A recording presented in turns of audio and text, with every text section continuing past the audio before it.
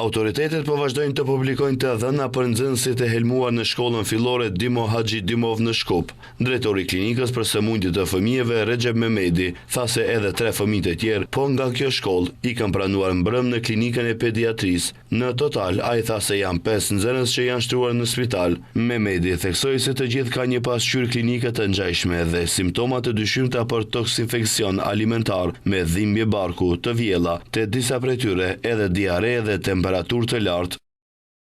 Të gjithë fëmijët kanë marrë trajtim mjekësor adekuat dhe kujdesin e nevojshëm, ata janë në gjendje dukshëm të përmirësuar, të gjithë janë në gjendje stabile.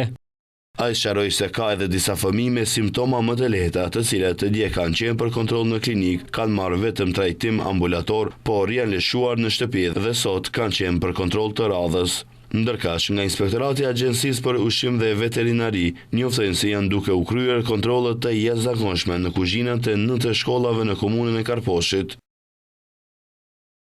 Ekipet inspektuese të Agjencisë së Ushqimit dhe Veterinarisë sot po kryejnë kontrolle të jashtëzakonshme inspektuese në kuzhinën e 9 shkollave fillore në komunën e Karposhit, me të cilat menaxhon i njëjti operator ushqimi, në pronësi të cilit është edhe magazina qendrore që ndodhet në shkollën fillore Dimo Haxhi Dimov në Shkup.